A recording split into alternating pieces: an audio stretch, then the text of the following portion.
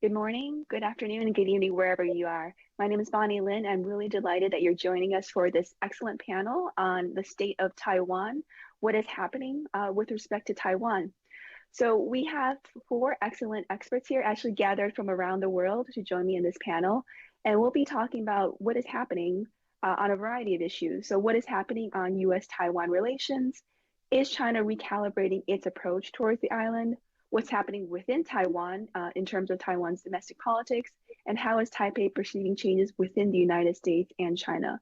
We also wanted to zoom out a bit and not focus just on US, Taiwan, and China, but also look at, to some extent, on regional dynamics.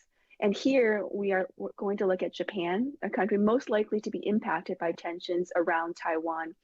And we'll be assessing the view from Japan on what is happening, but also how changes in Japan could be impacting Tokyo's relations with the United States, Taiwan, and China. So this discussion this morning is organized around two sets of questions. We'll first look at what's happened in the lead up to the recent meeting between President Trump and President Xi on the sidelines of APEC in Busan, South Korea. And then we'll look at the assessment of the Trump-Xi meeting and what we expect from dynamics moving forward. So I'm very delighted to introduce four experts, and I'll introduce them in the order that they are speaking. The first is Bonnie Glaser. She is the Managing Director of GMF's Indo-Pacific program. She is also a non-resident fellow with the Lowy Institute in Sydney, Australia, and a senior associate with the Pacific Forum. She was previously Senior Advisor for Asia and Director of the China Power Project at CSIS, and she has worked at the intersection of Asia-Pacific geopolitics and U.S. foreign policy for more than 3 decades.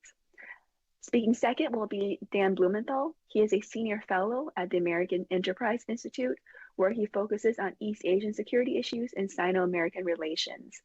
He has served and advised the U.S. government on China issues for more than a decade, and before joining AEI, he served as Senior Director for China, Taiwan, and Mongolia at the U.S. Department of Defense.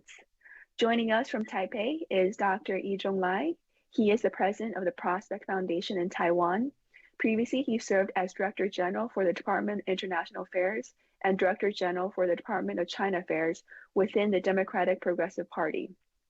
Prior to that, he was Special Assistant for Policy for the Taiwan Representative to Japan and Executive Director for the DPP mission in the United States.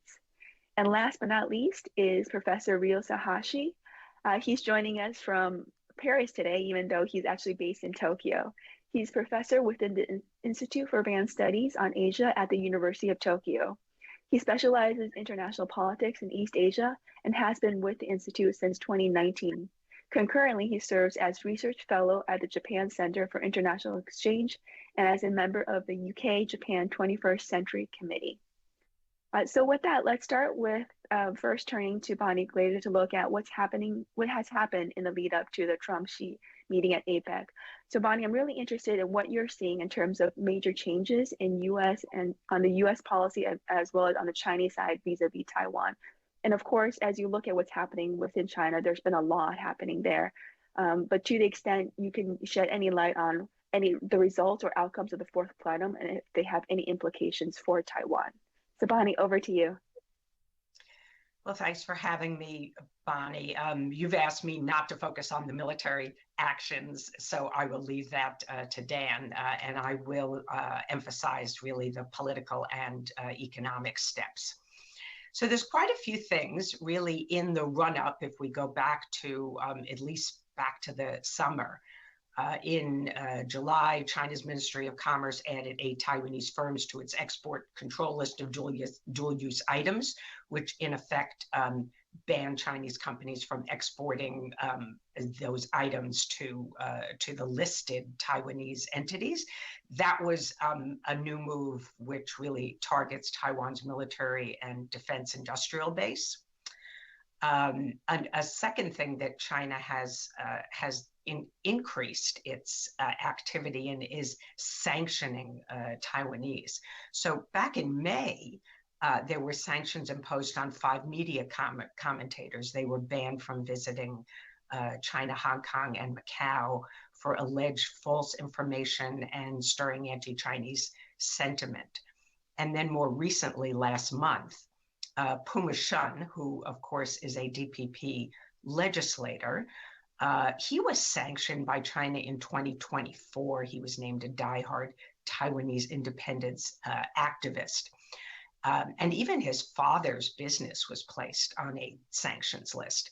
But what happened last month was the Chongqing Municipal Public Security Bureau launched an investigation into Puma Shun for engaging in activities that undermine national security through the establishment of the Kuma Academy, which I think many of our listeners today know that it was established to help bring attention to the need to prepare for crises and disasters, and trains citizens in Taiwan on things like cyber awareness and security, as well as medical capabilities, so that they could help assist injured people in a crisis. So we've seen more sanctions imposed. More recently, just at the APEC meeting, China sharply condemned Japan's Prime Minister Takeuchi for posting on social media that she met with Lin Xini, who of course was Taiwan's representative to APEC and an advisor to Taiwan's President Lai Ching-te. And I think given some of the statements by Prime Minister Takeuchi about Japan, and the fact that she did meet with Lin Xini and post his actual title on social media, not just being Taiwan's representative to APEC, I think we should expect some punitive actions against Japan going forward. Beijing is, if you look at APEC now going forward, Beijing is going to be the host next year, and it's already trying to constrain Taiwan's participation when China is host. And its foreign ministry said Taiwan's participation in APEC comply with China's One China principles, and they must comply with China's One China principles, and just essentially laying down a marker that they will be putting pressure on Taiwan and perhaps trying to constrict its activities and participation next year. And then, of course, China designated October 25th as the commemoration day of Taiwan's restoration, which they say marks the 80th anniversary of Japan's surrender and the transfer of Taiwan to the Republic of China in 1945. And I think this is part of a series of steps that are aimed at strengthening Beijing's claim over Taiwan. The last thing I want to mention on the Chinese side actually is not about the United States. It is an action that was taken against or rhetoric that was directed at Germany.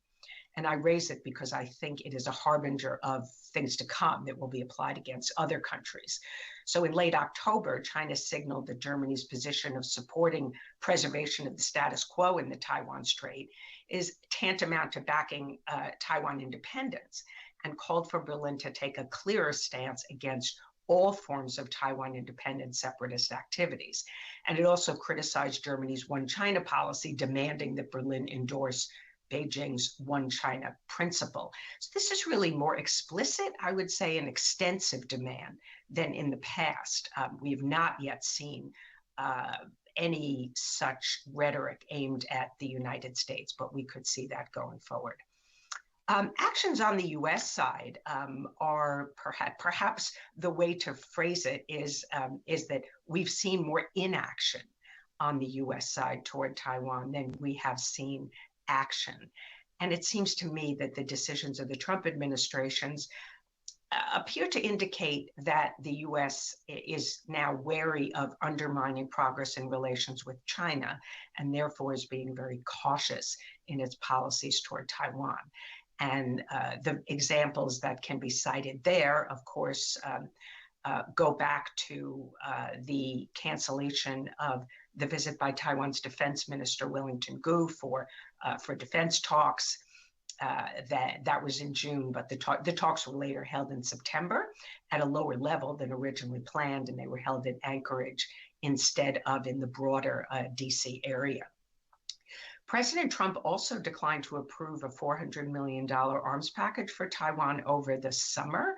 This was Presidential Drawdown Authority. So essentially, these were weapons that would have been taken out of the U.S. inventory and given to Taiwan. We are now in our 11th month of the Trump administration, just about, and there has been no arms sales to Taiwan yet.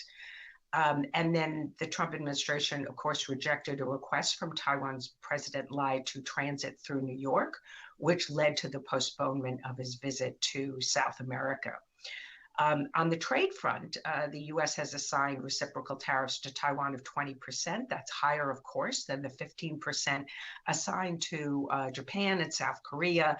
The deal has not yet been finalized between the U.S. and Taiwan. I understand that the U.S. is demanding more investment, for example, from TSMC and more purchases of U.S. goods. But I am a little concerned that there might be a political component.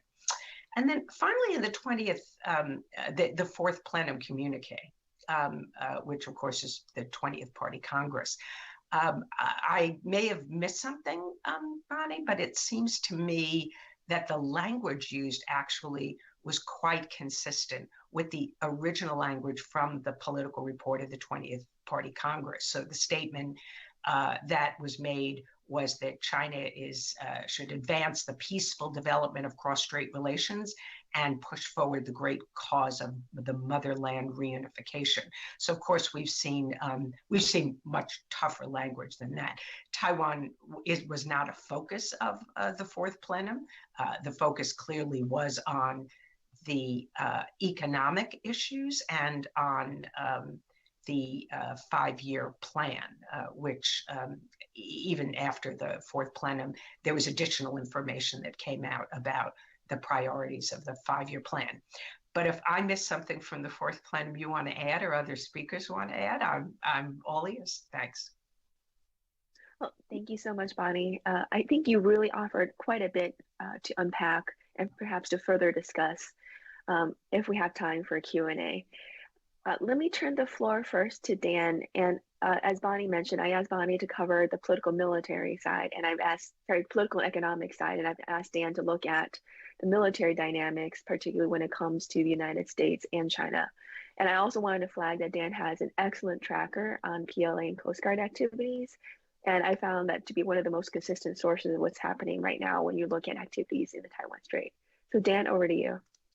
Thank you very much, Bonnie, and thanks for that plug. I appreciate it. And thanks, Bonnie Glaser, for your comments, most of which I agree with. I think that we have to understand People's Liberation Activity and Chinese maritime militia and Coast Guard activity in the context of many of the things that Bonnie was describing. So the first point I would make is the activity is in the category of shaping activity around the Taiwan Strait, rehearsal activity with respect to the PLA getting better at certain operations and more familiar with Taiwan terrain should they decide to intensify their current coercive campaign and start a major war through an amphibious invasion. But I think the most important point is, one can only deduce and assess based on the activity, the constant activity and military and other types of pressure Taiwan, and not just Taiwan, but potential allies of Taiwan are under, is that China has moved to a more compellent strategy. So it's moved, and many of the things that Bonnie has described with respect to the squeezing of Taiwan's political space, the quote-unquote enforcement of anti-secession laws against legislators like Puma Chen and so forth. You have to look at this holistically. So these are political military campaigns to constrict Taiwan's space and to undermine the confidence of the Taiwan people. So, and the PLA plays a significant role in that, as does the Chinese Coast Guard and maritime militia. So one thing that I think we have to track very closely is the PLA and the maritime militia and the Coast Guard's attempts to wipe out Taiwan's maritime rights and interests. So even though the United States doesn't recognize Taiwan as diplomatically, Taiwan still enjoys sovereign rights of a coastal state. But the PLA and the Coast Guard are increasingly not respecting Taiwan's maritime law, maritime rights, 12 nautical mile zones, the EEZ, not just around the island itself, but around the offshore islands. So in some ways, it's running the playbook that it runs in the South China Sea and other places, which is to incrementally expand its own maritime territory and set up conditions and the political predicate to say that all of Taiwan's waters are PLA or PRC.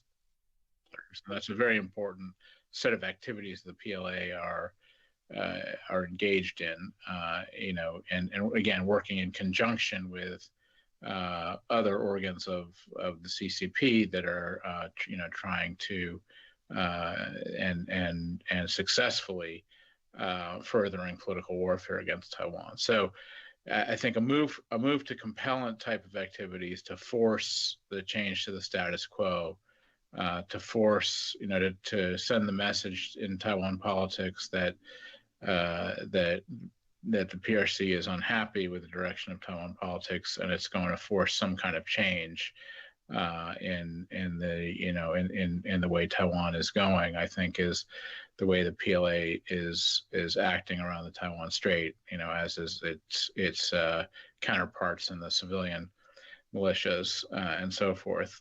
But that's not to take, so this is sort of a ongoing military political warfare and coercive campaign.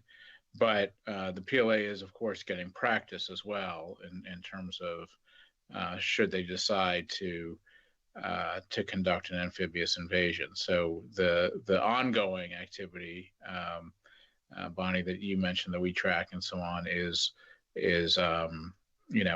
both to compel a change through measures short of a war, but also to rehearse and prepare for a war should they decide to intensify those activities.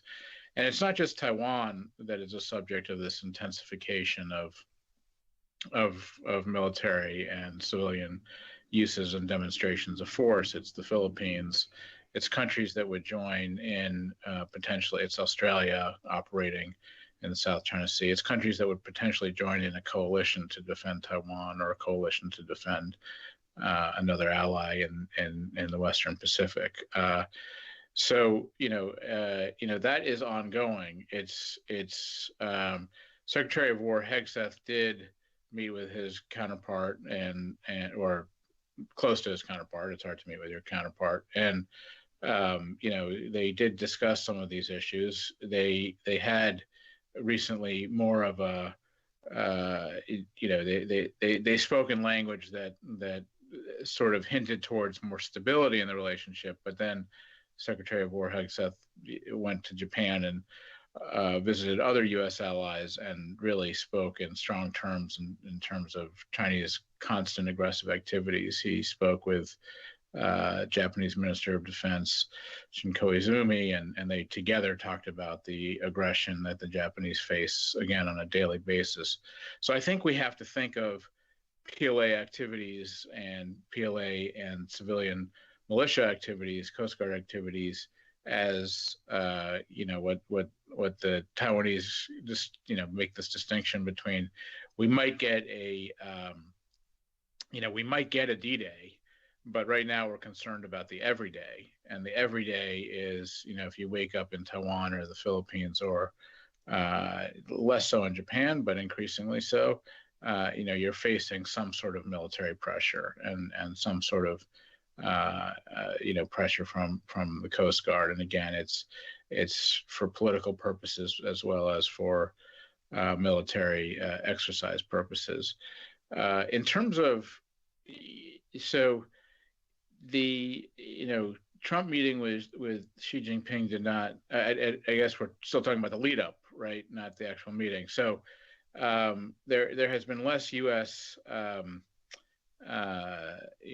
Identification and rhetorical pushback against these types of activities, a little bit here and there. There's not too much of an indication of too much U.S. concern about these short of war activities. There is, of course, U.S. concern about the possibility of a full-on invasion threat, and the National Defense Strategy is supposedly taking that on as a key planning, as a key planning directive for the U.S. Military. Taiwan is set to purchase a very large amount of military equipment and services from the United States and other countries through a supplemental budget, and then through the upping of their annual budgets. The U.S. is going to approve that in the next few months. It'll be a major, maybe historic arms sales, and I think that is an indication that the United States is not just taking the issue of a possible invasion seriously, but really pushing Taiwan to develop the weaponry and the operational concepts to counter an invasion. But much less is done, and much more has to be done, I think, on the short of war activities of the everyday threat that the PLA that the PLA and its counterparts are posing.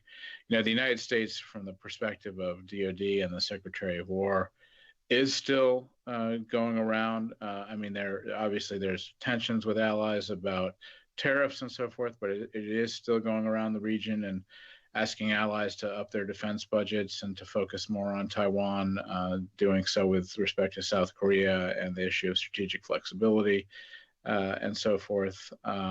So there still is very much a concern and a focus that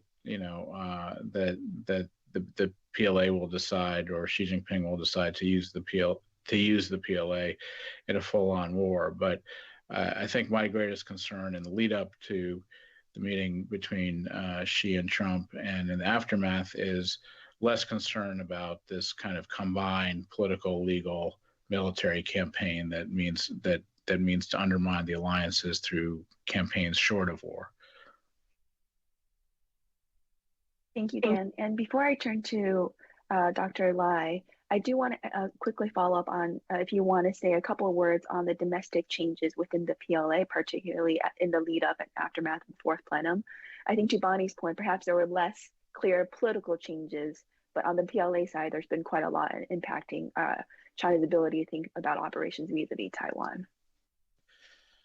Yeah, so the purging of high-level officials in the PLA continues, and I think it's opaque, but our best assessment is there's combinations of concerns about political loyalty to Xi Jinping, real concerns about continued corruption.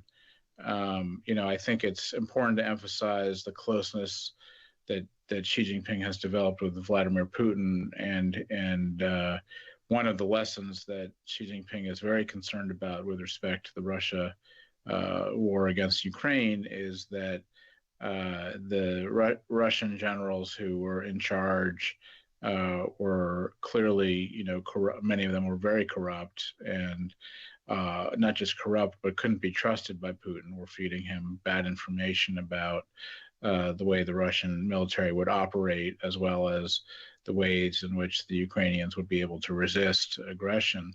They underestimated that. So that's something Xi Jinping is very concerned about. And right now, from the perspective of, do we have some more time to prepare for a possible invasion of Taiwan? I think we do. Because the trust inside the political military relationship between Xi Jinping and his closest advisors and the PLA is not one of trust at the moment, and the purging and the reestablishment of new positions, of people taking on their positions and getting set takes some time.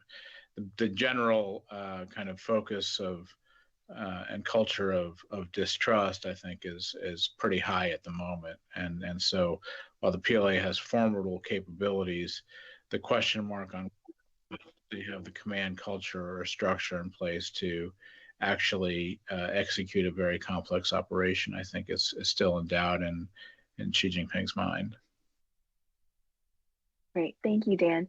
I would just add quickly to that, in addition to the corruption, we're also seeing a lot of the purges targeting folks who are in the Heweidong Miaohua camp, which many assess to be sort of from the larger Fujian area. So lots of expertise of Chinese military generals that used to operate in the current or former Eastern Theater Command.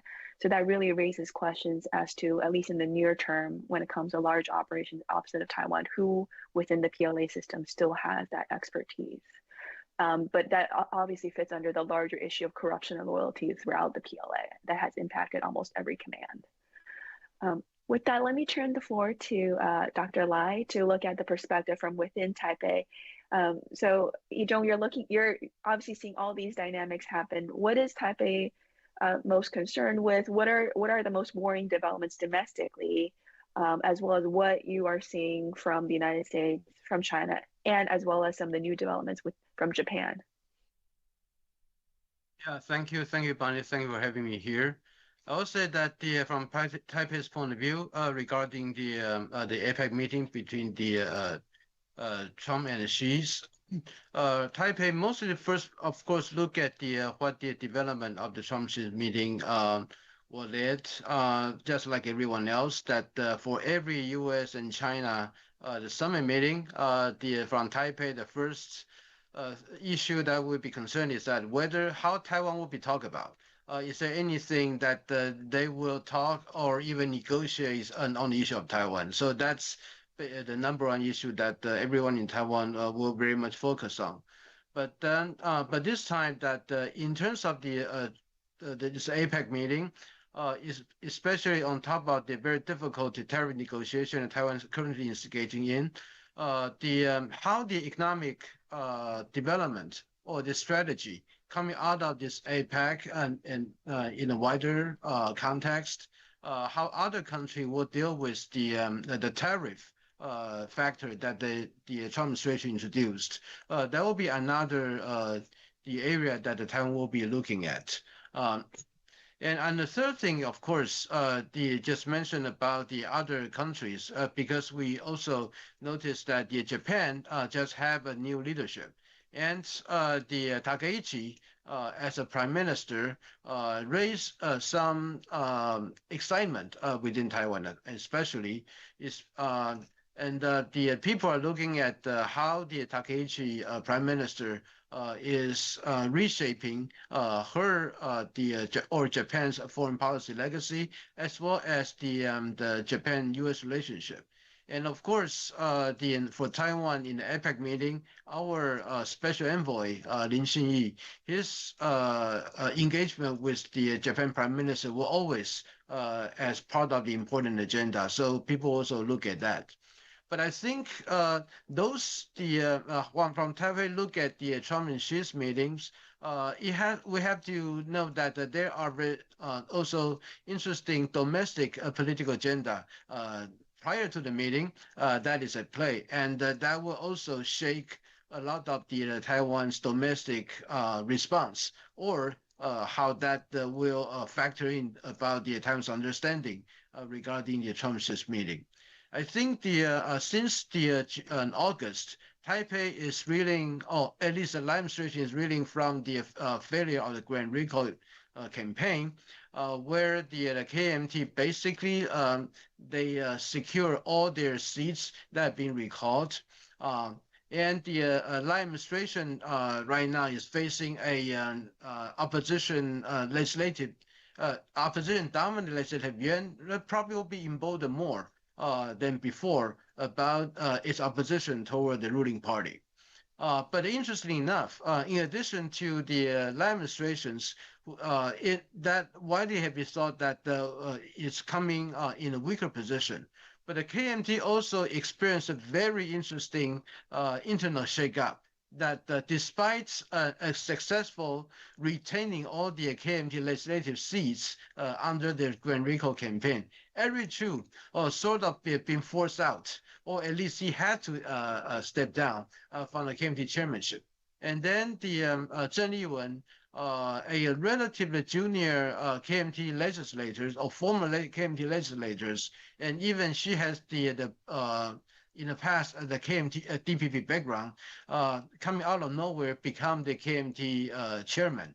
And then her position is so different from the traditional KMT, like Hao Longbin, and her openly pro-China stance started to raise a lot of specters in Taiwan about how this KMT politics and this with the KMT dominated legislative yuan will behave in the futures. So that is another the important domestic development when we are looking at what Taiwan probably will respond to for whatever the U.S. China development and the U.S. Taiwan negotiations. So I just end right here. Dr. Lai, could you also share a little bit about what Taiwan's doing on the defense spending side, as well as defense? Oh, yes. I think the first of all, in the October 10th, when President Lai, his public speech, he announced that there are major Taiwan's defense spending proposal that he wanted to increase Taiwan defense spending to 3.3 GDP next year, and then we'll reach the 5% GDP, the NATO standard, before year 2030. Of course, the major chunk of the defense spending will be structured through the special budget. So that's the commitment to raise the defense budget is one thing, but the people will started to look at that how this defense budget will be able to pass through the opposition dominated Congress, especially right now the opposition coming up strong after the failure of the Grand Recall campaign, and the KMT right now seems to be moving much toward the Chinese side. The Zheng Liwen, the new KMT chairwoman, in her campaign openly said that the 3% of GDP for the defense is she disagreed with those. So when she openly disagreed with her 3% of GDP for the defense, and how could she live up with the like 5% of GDP for the defense that the President Lai proposed? So that will be another point that the people will look at. But of course, in October, in terms of the Taiwan defense plan, the Taiwan just publicized its National Defense Security Report. In there, there are several interesting developments. First of all, is that the Taiwan strategy right now openly stated that it will be a multi-domain denial. And also the denial will be in place of the control. So that traditionally, like the sea control, air control, that component is gone. Right now, Taiwan is in full realm about the asymmetric defense, in which the denial will be the primary strategy. And second of all, is that the whole society defense resilience, which the President Lai personally chair and continue to push forward. We do see some of the integration into the Hangguang exercise this year in this July, so that the whole the exercise itself not only becomes more visible to the public, and also it represents much real simulations by integrating all the domestic societal people's everyday life activity into account. Of course, that result to several new incidents in the exercise between the military vehicles and the civilian populations. But people basically look at that as this means that our military is willing to take chances and willing to simulate in a more real scenarios, so that even they would have to encounter some of the incidents and the uncertainties they are still willing to take. So that is another newer area that we're looking at. But of course, our National Security Bureau, prior to the Trump-Xi meeting, looking at the Chinese military activities, found out that despite all the talk about the purging of the PLA senior leadership, about the general and admiral that have been taken out, but the Chinese military activity around Taiwan actually increases. Last year already tripled the military harassment in terms of the air than the year before. But this year is in pace to overtake what was happening last year and more. So that is another newer development we found out here. Thank you. Great. Thank you, I-Chung. Let me turn to you, Professor Sahashi. Ryo, from your perspective, obviously we've heard from multiple speakers on how forward-leaning your new leader is, but maybe before we get to that, how is Tokyo looking at current U.S. policy towards Taiwan, China's policy towards Taiwan, what's happening within Taiwan, and then we'll get to how your Prime Minister, her views, and how she may be changing things with respect to Japan's policy. Okay, thank you very much for inviting me to this important panel. First set of questions you asked me, Bonnie, is I think we are on the same page. We Japanese, most of Japanese policymakers and advisors simply don't know what is Mr. Trump Taiwan policy. We don't know, and we already received the mixed signals from United States. Some people say, oh, Taiwan is important, and and the alliance is important, but some other people, sometimes sending us a different message. So we are still very confused of what the Trump administration really want to do with Taiwan, and we still have big worries about Taiwan card, discussion. So this is the first answer to your question. And of course, beyond Taiwan issue, we are also shocked so much by the G2 group of two discussion, which Mr. Trump mentioned twice in his tweet. So, of course, this implies kind of big bargain between US and China over Taiwan, right? If United States really want to treat China as one of G2, it implies a lot to our situation or our discussion on Taiwan. So I think we really, Japan and the United States, really have good relationship even now, even before Takaichi came to our Prime Minister's house. We had a really good military exercise with the United States, which we called Resolute Dragon, right? So it is a missile exercise, but United States led to bring middle-range missile to Japan, which could target against Beijing, as you know very well. So I think we don't have big worries about the status of the alliance overall, but about the question of Taiwan and also question of G2 or question of US-China relations, we still have many worries, and actually that worries are increasing, not decreasing. So this is my sense.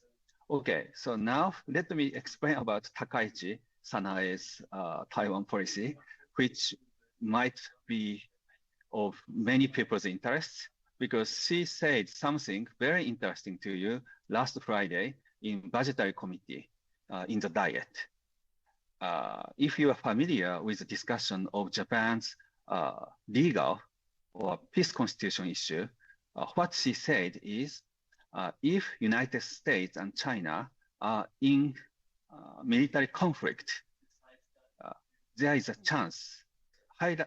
What she said is there is a chance Japan can exercise our collective self-defense right, because it could be admitted as our survival threatening issue. This is what no prime minister mentioned in the diet in the past.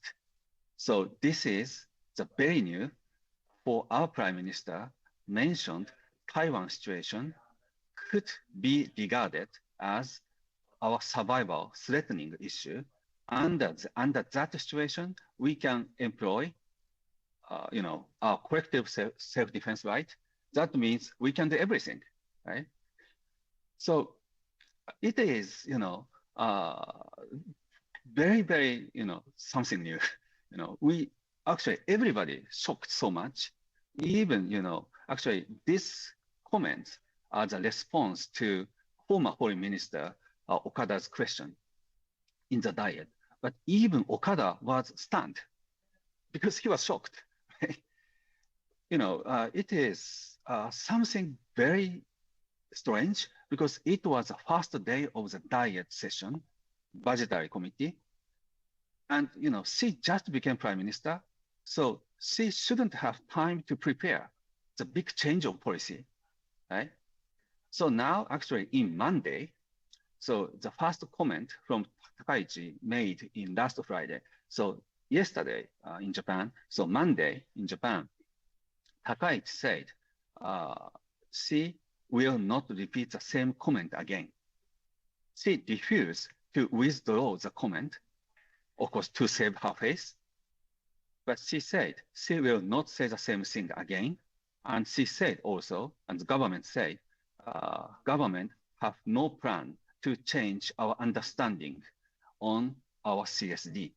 That means, we are still very ambiguous under which situation we employ our collective self-defense right. As our government said again and again, to apply our collective self-defense right to Taiwan situation will depend on conditions. And that condition should be decided by that time because we don't know, right? So what I want to stress here is Takaichi's comment, which are covered so much in Taiwan media, I'm sure, and Chinese media, and in Japanese media. Actually, two major newspapers have this article on the top page and on the top column. But she substantially retreated from the position she said last Friday. So having said that, so what has changed on Japan's Taiwan policy? What I can say today is no, nothing. And some people ask me, so this is a kind of new strategic ambiguity, like what President Biden said, and the government denied, right? You know very well. I don't think so. Last Friday's comment by Takaichi is very, very personal conviction or conviction she has as a congresswoman for many years. But it was not backed up or supported or well prepared by the government. So what I want to say is we are still same. We still keep the same idea, same understanding on Taiwan situation. Of course, we have a lot of worries about what's happening now in Taiwan Strait. And of course, we also have big worries about Taiwan's domestic politics. But, we are still on the same, we are still keep the same idea. So, finally, let me mention about the other important issue. Mr. Koizumi, Defense Secretary, Defense Minister, and Motegi, Foreign Minister, they emphasize the importance of peace and stability of Taiwan Strait. And Mr. Koizumi even mentioned about geopolitical importance of Taiwan in the very important sea lines of communication. This is very important, right? So I think the cabinet overall are of course very conservative and very defense professional. So please don't take me wrong. Even though Takaichi retreated a little bit from what she said last Friday, but this administration is very well alarmed on Taiwan situation, and they understand the stability is very important for us. Great, thank you, Ryo. I think we might return to that you in a second to look at what that actually means, her personal views, and to what extent that may actually impact Japan's policy moving forward. But before that, let me just turn the floor to folks here before we wrap up the dynamics leading up to the Trump-Xi summit to see if folks want to weigh in on any of these dynamics before we actually assess the Trump-Xi meeting and what would happen moving forward from there.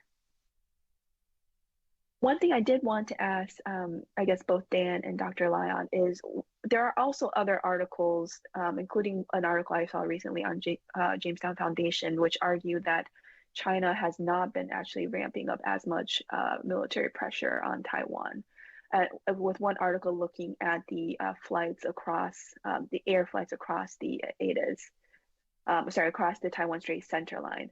I don't know, Dr. Lai, if you're referencing activities not only in the air, but also on the maritime side. And if Dan, you wanted to weigh in on whether you're seeing more Coast Guard activity against Taiwan.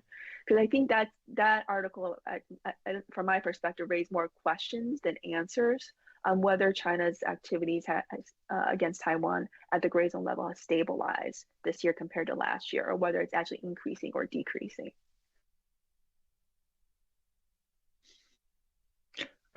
I can go. Yeah, I see them increasing. I mean, I'm not familiar with the article that you're referencing. I think if you're looking specifically at ATIS incursions, maybe that's correct. But the activities to to do everything from cut undersea cables to harass Taiwan vessels, to go dark and so-called go dark, turn off AIS signals and so forth in the maritime areas. I see as increasing. I think that there's very little interest from the perspective of running and implementing these coercive campaigns in stabilization. The PLA and their counterparts in the civilian militias and Coast Guard, have a strong interest in calculated destabilization. The point is to put the feeling of siege, around and under Taiwan, and the feeling that there's nothing Taiwan can do about this type of harassment and infringement upon maritime territories and rights. So it may be that it may be that there's a little bit of a lessening of ATIS incursions, but the activities of PLA fighter aircraft and bombers and the activities of PLA and associated vessels, I think has increased the pressure. And again, importantly, alongside some of these political and legal pressures that Bonnie mentioned before, it's an integrated campaign to put pressure on the island. Bonnie, I'll say that regarding the PLA air harassment against Taiwan, we do the comparison month by month. Basically, what we see is that every month that this year is we have a more harassment than it was done this month last year. So that overall it's increasing. We do not see any letdown. Of course, if you compare with the number the first half of the year, and then probably since the July all the way to September, about the frequencies, yes, we do see some letdown from July to September, but it's actually attributed more to the typhoon rather than some of the other the human-made decisions. And you are right that the Coast Guard right now become a very routine element in the harassment against Taiwan. And particularly in the offshore island, for example, in Quemoy, that we do find a similar pattern as what China did to Japan in the Senkakus. There was a 3-4-5 formula, like every month about the four ship, 3 hours and 5 times. But this time, what we found out in the Quemoy, for example, in Matsu, is that every month there will be 4 times of the Chinese, the Coast Guard incursions into the restricted or even the forbidden zone there. And usually our Coast Guard experience was that if they calculate there are probably only 2 leading to the end of this month, then they expect that there will be 2 more in order to make up for the 4 times quota that they have to do for this month. Another new development is that we do see a lot of maritime militia activities surrounding the apparatus. That we haven't seen in the past. So that originally we thought that the Chinese South Sea Fleet and their actions in the South China Sea with the huge employment about the maritime militias, but that they did not do much in the Taiwan Strait and also probably a little bit toward Japan. But now we do see that the similar activity, what they did to the South China Sea, especially to the Philippines, right now started to employ in Taiwan-controlled Paratus Island. Yeah, I think that's the key point is this playbook we've seen before, and it's been successful for the CCP about, you know, how you start to infringe upon another country's maritime rights and interests, and how you start to slowly chip away and grab territory and claim more rights and more territory yourself. All right, thank you, Dan and I-Chung.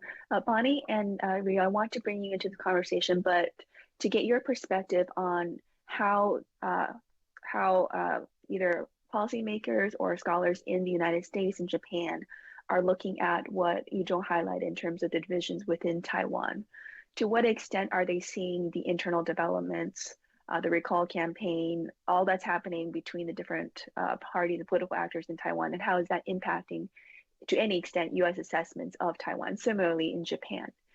Maybe Bonnie first and then Ryo.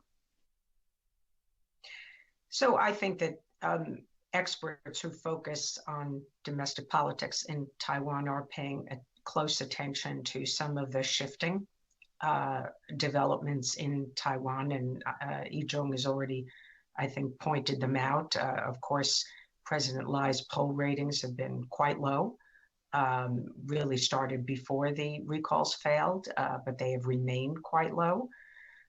And the new KMT chair is a very interesting development. Will she be able to unify the KMT? We've already seen criticism of her within her own party. You know, would she be positioned potentially to be the presidential candidate if she does very well in the local elections next year? I think that's a question. But the biggest concern that I think policymakers have in Washington is her stance on defense spending, where she has said pretty clearly that Taiwan should not spend anywhere near 5%, let alone 10% on defense. She points out that Japan and South Korea spend less than Taiwan.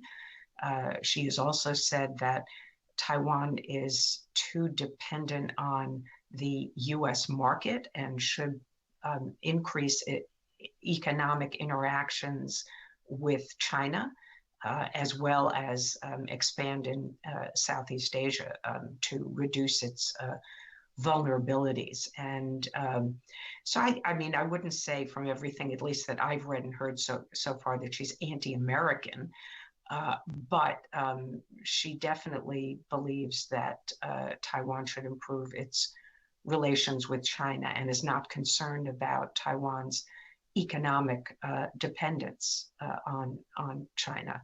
And that's something that I think has been a priority, to reduce that dependence, not only in the Lai administration, but also in Tsai Ing-wen's administration. So I think the concerns about how you know, the KMT within the legislative yuan could prevent the passage of this very large bill that I think Dan talked about, the special budget for the purchasing a large package of weapons from the United States, how the KMT is going to position itself. I think that's really front and center for people in Washington.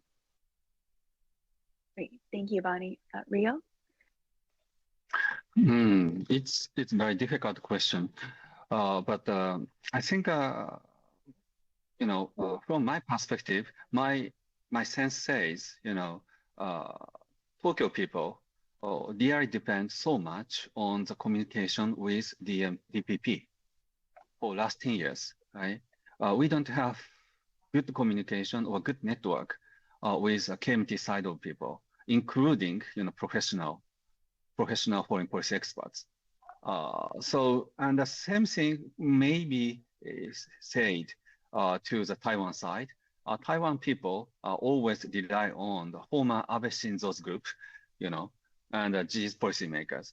So I think, now, of course, now we have Takaichi Sanae as our prime minister. So you don't need to be so much surprised, Taiwan people, right? But still, my worry is we don't have enough communication channel with other side of politics in Taipei, right? And, now in our cabinet and or in high rank officials in LDP, we have many people who knows really well about Taiwan, but their connection mostly with DPP. So I think, of course, this is not my position, to support KMT or any other, but I think we really need to find a new balance. If not, we really, I mean, Japan, even Taiwan, cannot find out a good source of communication, reliable communication in coming years. So. Thank you, Ryo. That's a really good context to know in terms of Tokyo's current connections with Taipei. With that, let me turn to Dr. Lai for our second round of questions, which is interpreting the Trump-Xi meeting and what we expect moving forward. So, I guess the question for you is, how do you look at the recent meeting, and what does it mean that Trump wasn't addressed at that meeting, though it was addressed at the later Hexa meeting with Dongjun that was then, I think, Dan referenced? And what do you expect in terms of a potential Trump visit to China in spring 2026 and the potential Xi visit to the United States later in 2026? Do you think Taiwan will be raised, or what are you looking for? What are you concerned about? At least I think that the earlier worry regarding how the Trump probably will start up Taiwan in this meeting with Xi, that at least the development did not give that worry any kind of the new concern. But basically, what we see is that the Trump and Xi seems to be will be the next year for a year of the like a negotiation tango, for Trump to go to China and for Xi to come to the United States. The contact will be more frequent.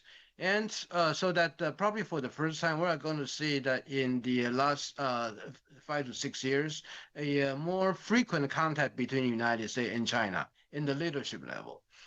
And that we believe that Trump's his personal agenda definitely is about the economic deal with China, and how she would like to have.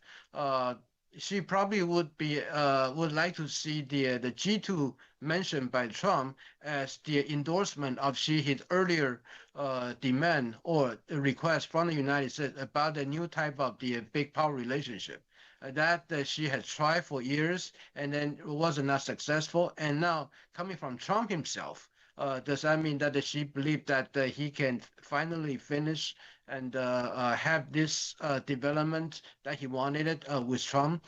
So that will be something that we want to see. But of course, in terms of the Taiwan-U.S. relationship, I think probably right now the administrations, the focus is less about how worrying about the Trump and Xi's meeting and how the U.S. leadership summit, how would that go to affect Taiwan.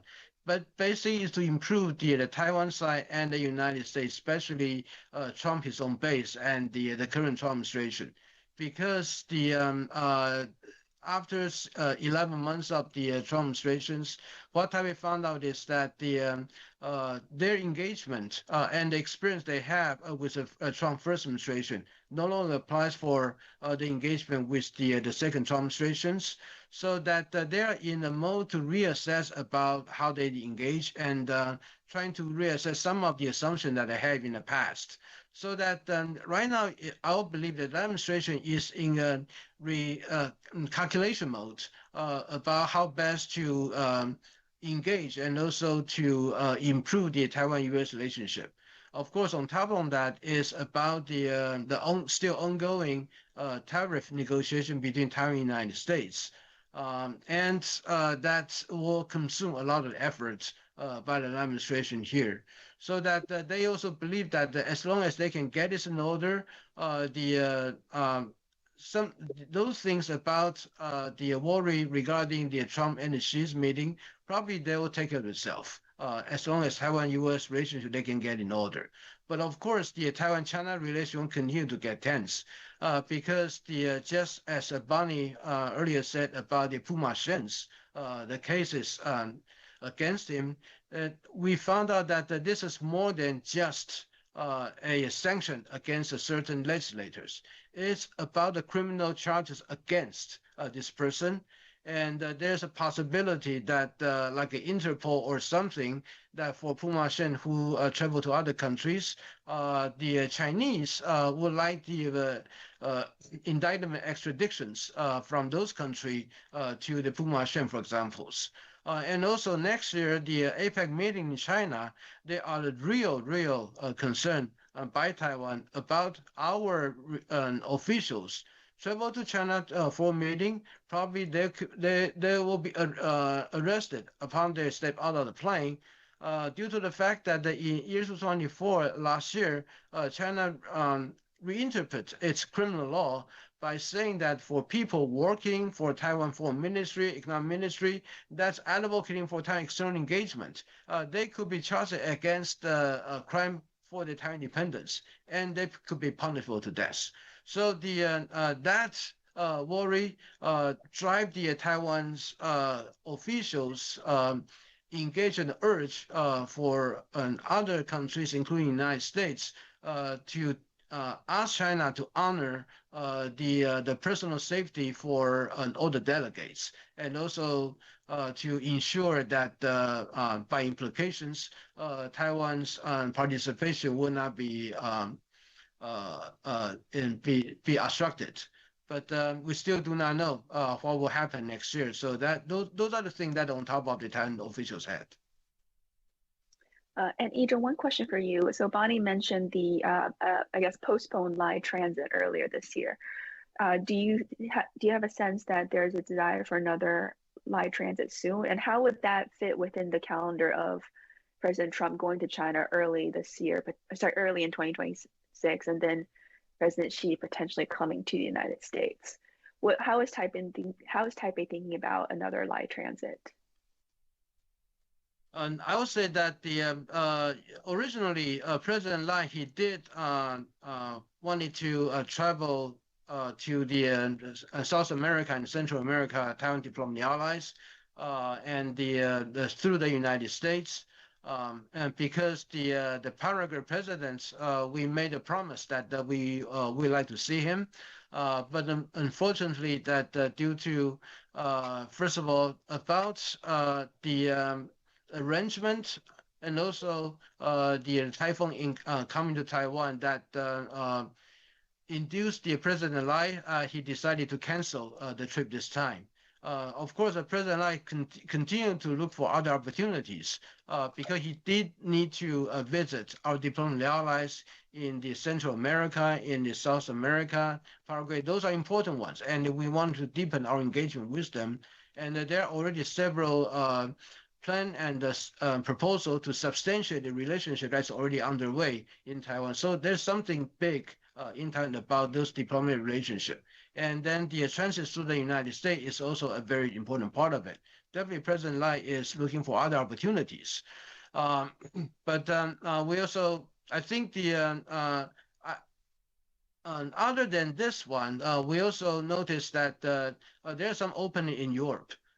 Just like this past week about our VP, Vice President Bi-Khim Hsiao, her physical appearances in Brussels, and our foreign ministers this September have a very extensive travel in the Europe countries and established several unprecedented results that we never had in the past. So that I'm not suggesting this is a new route, but I will say that the Taiwan, our external engagement efforts will not stop if the United States here that probably will be some uncertainties. And then our engagement with the Europe definitely will increase. So probably that is not. I do not directly answer your question regarding the hope for the attention stops through the United States. Yes, that's in the cards. But for the President Trump, he has other concern if should he have, and we just cannot force him to have a president like to restop at the United States. But we will do our part to extend our external engagement. Great, thank you, I-Chung. Ryo, over to you in terms of your assessment of what's next after the Trump-Xi meeting, but also your assessment of that meeting, both from a Japanese perspective as well as the larger implications. I think about the APEC the meeting between Xi and Trump in Gyeongju was, I think we are on the same page. It was a victory for Xi, not Trump, right? So I think in Japanese media, most of commentators, including me, regarded this is not what Trump said, what Trump described as a big win, right? So we regarded and we evaluated China and Xi Jinping really made a good job in fighting against the U.S. pressure. So we have a lot of concerns on what's coming for U.S. China summit meeting next year, and we still have big fear about what U.S. will give as a carrot, not stick. So, of course, we have concerns about stick, but, more concerns about carrots, which Trump may provide to China side. Not only Taiwan, maybe more probably semiconductor. But same thing, economic security is the most important things for Japan, Taiwan, United States, and others. But, and we try to, actually, our new administration, Takaichi, led by Takaichi, focus so much on economic security. We can call this administration as the cabinet of economic security, right? She just had a first meeting of Japan's growth strategy headquarters yesterday in Japan. But that committee, that headquarters, focus so much on economic security. So we really want to see strong stance from United States on economic security. But if US will give big carrot, like semiconductor, like Blackwell, to China, it will be really bad for I can say teaming up the US allies in terms of economic security. So, but we really believe now the game is not on the US side. I mean, the China has a kind of very advantageous position. So we really have a big worries about that. So, yeah, I'm very pessimistic. Okay, thank you. And can I ask you, are you, I guess, somewhat optimistic of the relationship that your new prime minister could be able to form with President Trump? I mean, we know that Prime Minister Abe had one of the best relationships with President Trump during his first administration. I think, of course, as you may know very well, about the Instagram or the snapshot level, Takaichi and Trump made a good, hot shot in the last meeting. But I really don't think, that will continue as long as Takaichi doesn't have strong political base in the Diet. Now, she is a minority leader, right? I mean, the LDP coalition don't have a majority in both houses, right? But, she may not have a snap election very soon. So, Japan's political position is super weak. So I think, it will suffer Takaichi from making a good relationship with Trump, right? So, don't take me wrong. I really want to see Takaichi can make a good friendship with Mr. Trump because that might merit us. But without strong political base, it is super difficult. So, and also, the most of the discussion now between Japan and the United States is on investment, right, and tariff.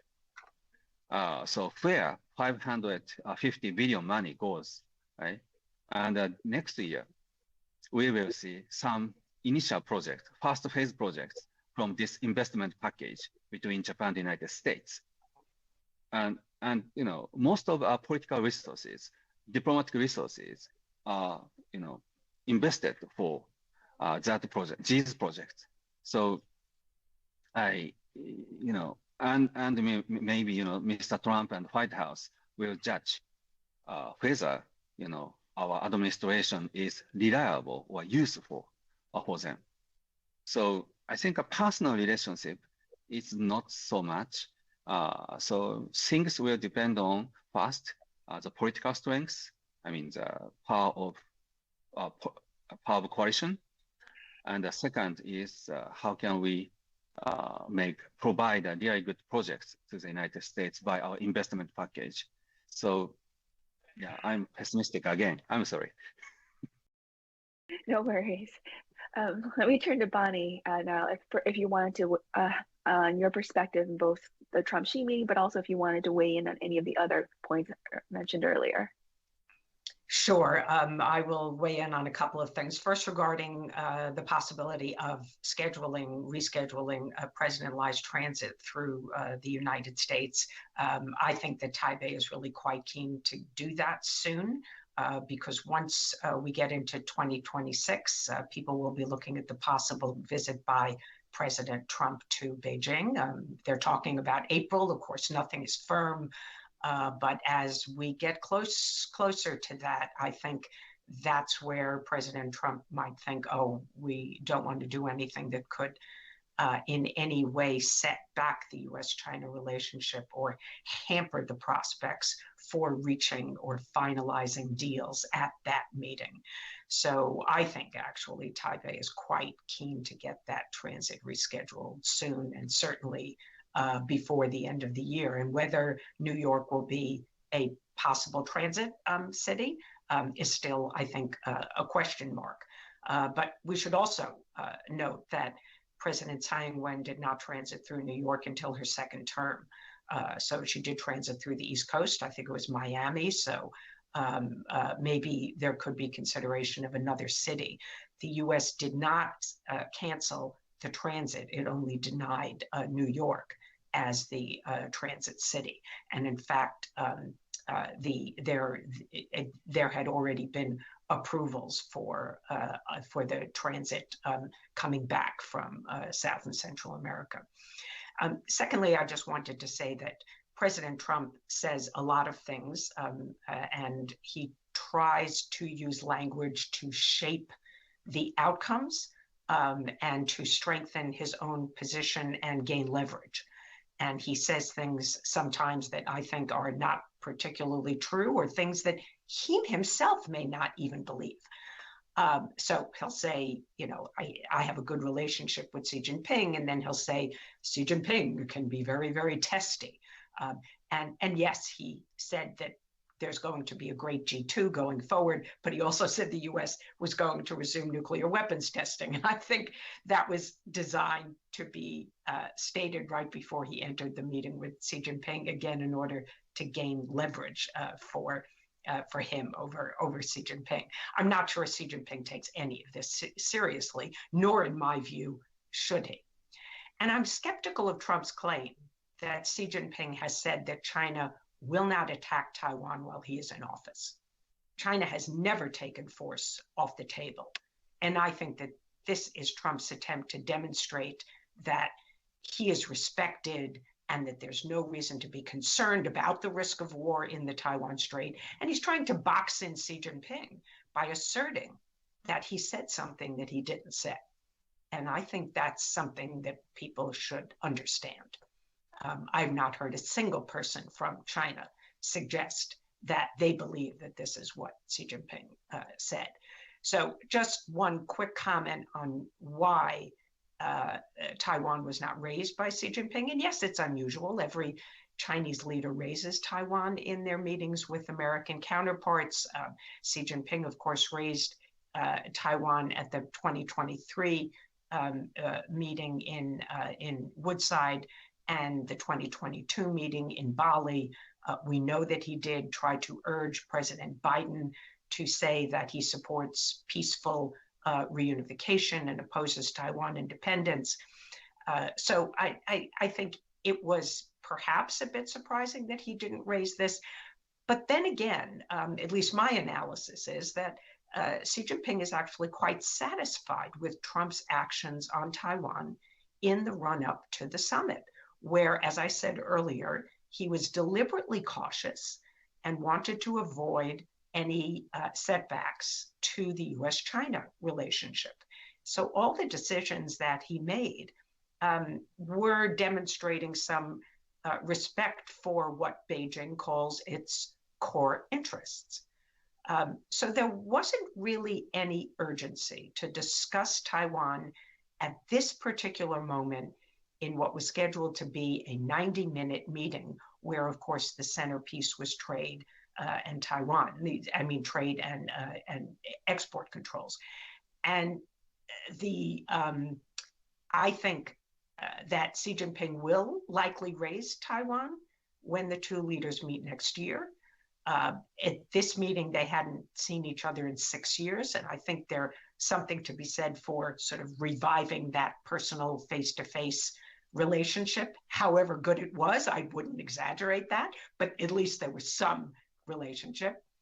And I think that if they meet in April or whenever they meet next, that there is a good possibility that that Xi Jinping will lay out China's position on Taiwan in detail and seek to persuade President Trump that modifying U.S. policy on Taiwan will be stabilizing and will help avoid military conflict, which is ultimately, in my view, Trump's top priority. He does not want to get drawn into a war in the Taiwan Strait.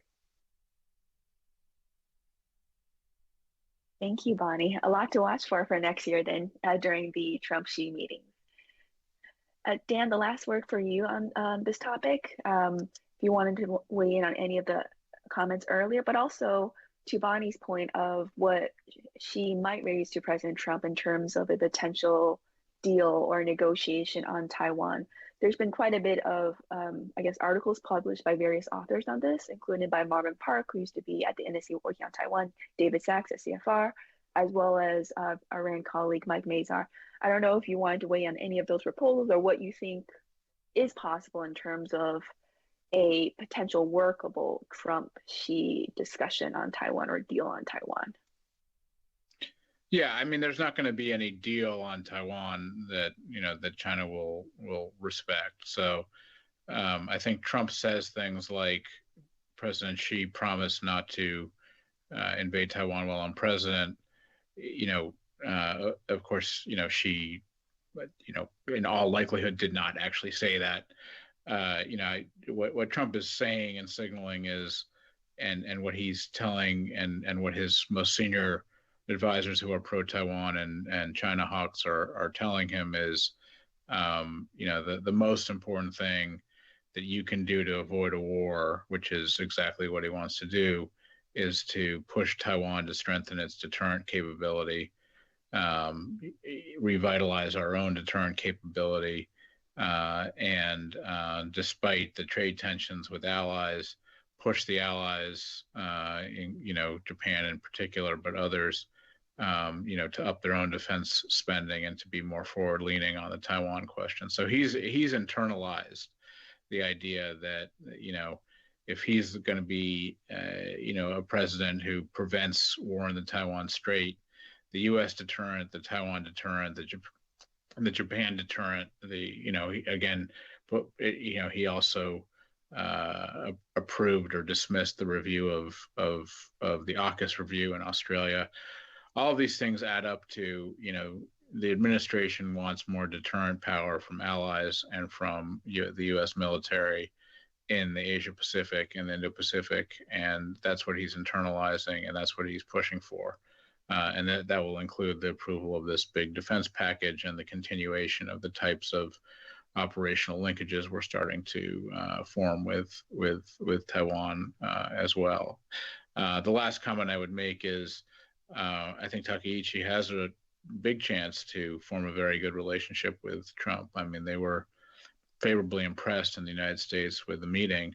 I think a lot of that will have to do with the continued commitment to Japan's doubling of its defense budget, if not more, and it's more and a more forward-leaning approach to more linkages with the allies with respect to defense and deterrence of Taiwan. Great, thank you, Dan. We have about 10 minutes or so for a couple of questions from that the audience submitted online. So I'll read the first question and welcome any of our experts to weigh in. So the first one is, amid Trump's uncertainty of Taiwan policy, does the Taiwan government need to urge the U.S. to provide strategic clarity diplomatically? And I guess the second part of the question is, does Taiwan need to prepare to restart research and development of nuclear weapons? I don't know if anyone wants to weigh in on this quickly. Well, I'll just say quickly, I mean, Trump will not provide strategic clarity. So, you know, he will continue to say what he says, which is, I'm not going to give away my Taiwan policy or what I would do on Taiwan. The clarity will come from actions, you know, U.S. actions with respect to helping Taiwan further its deterrent and defense capabilities, actions with respect to the U.S. posture itself. But they're not, no one's going to get clarity from President Trump. Even President Biden, who said 4 different times that we would oppose the use of force, you know, the waters were muddied after that, and in terms of what his staff, you know, quote, clarified after that. So I think it would be very difficult to get strategic clarity from the United States at this moment. Yeah, Bonnie, please. Yeah, I would. I agree with that. I want to first say that a lot of people get the concept of strategic clarity wrong and think it's about the U.S. taking a position on Taiwan's status, whether it's, you know, a country or a sovereignty. And of course, strategic clarity refers to whether or not the United States would come to Taiwan's defense if attacked.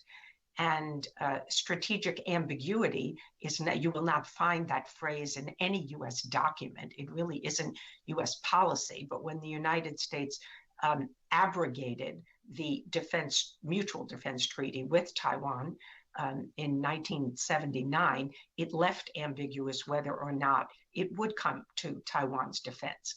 And I think it's highly unlikely, agree with Dan, that Trump is going to change that policy. He has said himself that he thinks that he gains leverage by being ambiguous and not answering the question when asked by reporters. In my view, the most important thing is not what U.S. rhetorical statements are about strategic clarity, but whether or not the United States has a credible capability to defend Taiwan. And if we do, and I believe this is something that many people are questioning, given the modernization and expansion of PRC capabilities, then if we don't have that capability, it's not going to matter whether we say that we're going to come to Taiwan's defense. So it's the actual capabilities that matter. And the last thing that I would say is that there's no doubt that the PLA has factored U.S. intervention in a Taiwan Strait contingency since 1995-96 Taiwan Strait crisis.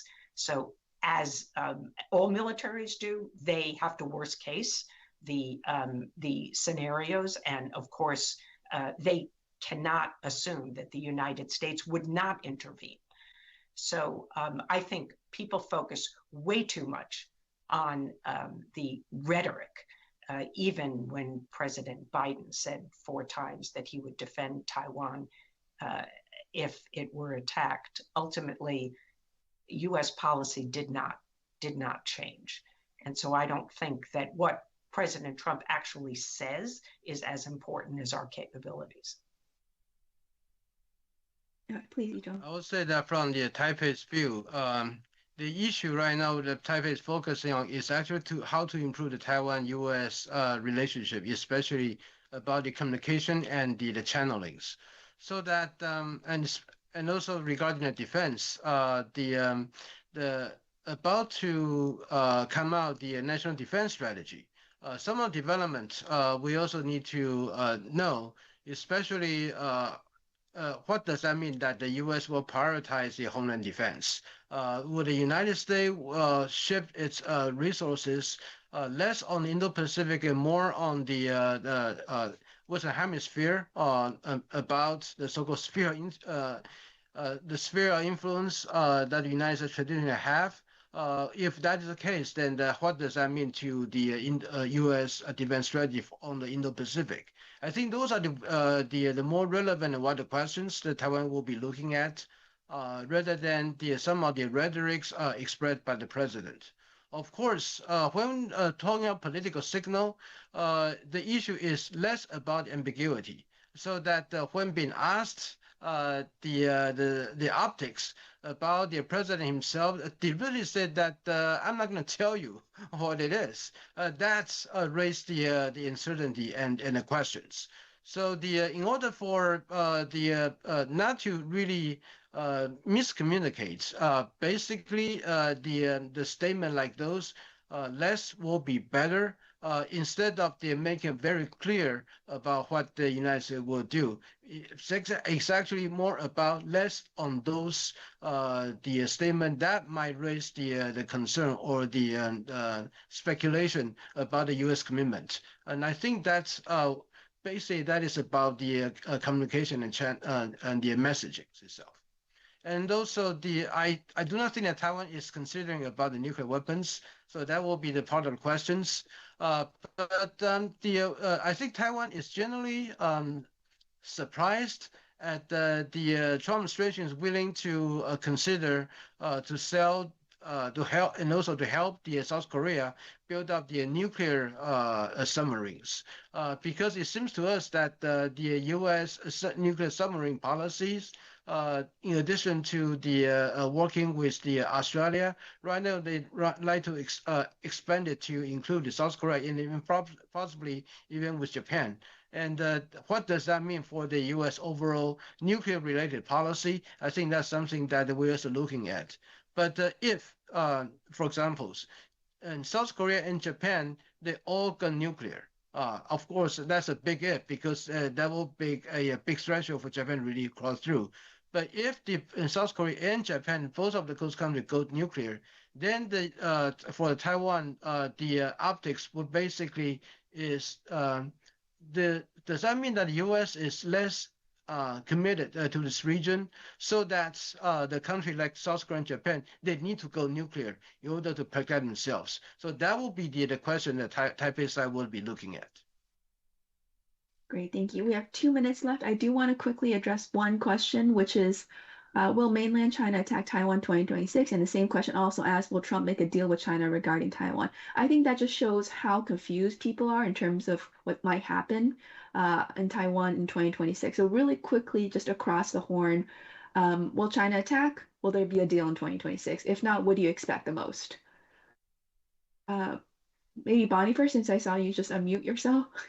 Sure, happy to. I think that Xi Jinping has quite a bit on his plate, and he is not so urgent about achieving unification that he will put at risk some of the other things that are his top priorities, such as keeping China on a path toward national rejuvenation, which he has set the target date for 2049. There are lots of signs. I think that China is not quite as impatient and urgent as some people think it is.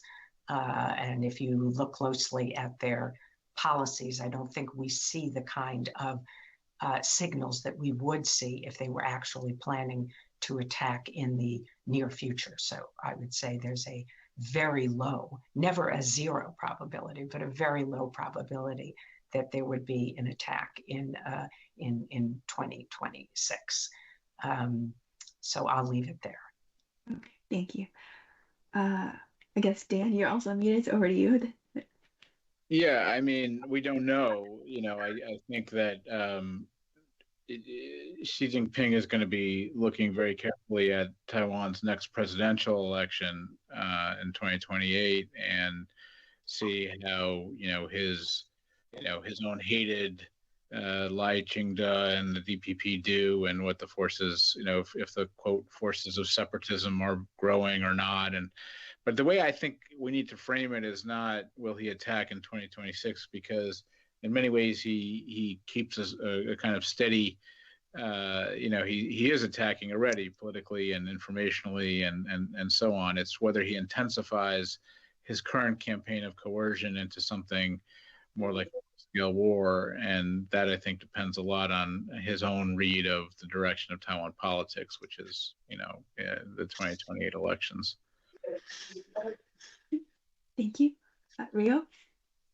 Oh yes, I just wanted to respond to the previous questions. First, about the strategic clarity, I really don't think many Japanese policymakers at this moment want to hear about clarity of the U.S. position at this moment, right? Of course, overall, it is always good to see more commitment of the United States to this region and to the peace of the Taiwan Strait.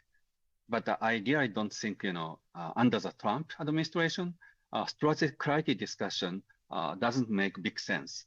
As Dr. Glaser said, actual capacity to deter China with United States, with allied power, is more important for us.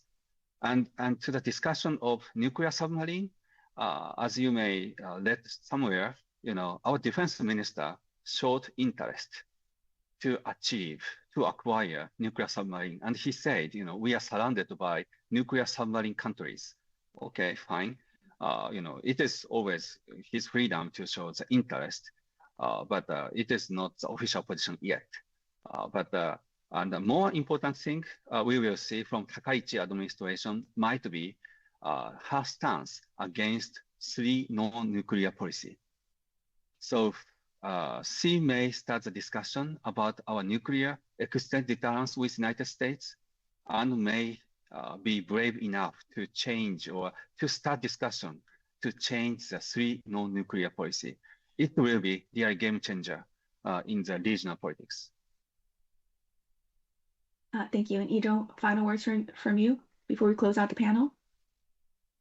Yeah, I also do not see that the likelihood are high for the year 2006 invasion of Taiwan. We do not see that China right now has the capabilities. Of course, China might be able to have the blockade operation against Taiwan, but in a year where China is probably focusing on the improving relation with the United States and reach something that could address the relationship that China wanted to have. Suddenly have those military action against Taiwan, will just take that all away. So I do not think politically that will be the most viable position China wanted to have from the Xi Jinping side. Great, thank you. I noticed that no one wanted to comment on whether there will be a Taiwan deal, and perhaps that showcases the uncertainty that we're in moving into next year. But with that, we are 3 minutes over. Really appreciate the audience staying with us, and of course, my tremendous gratitude for the 4 excellent speakers who are here today. Dr. I-Chung from joining us from Taipei, so very late at night. Dan from DC, but still very important, incredibly busy schedule.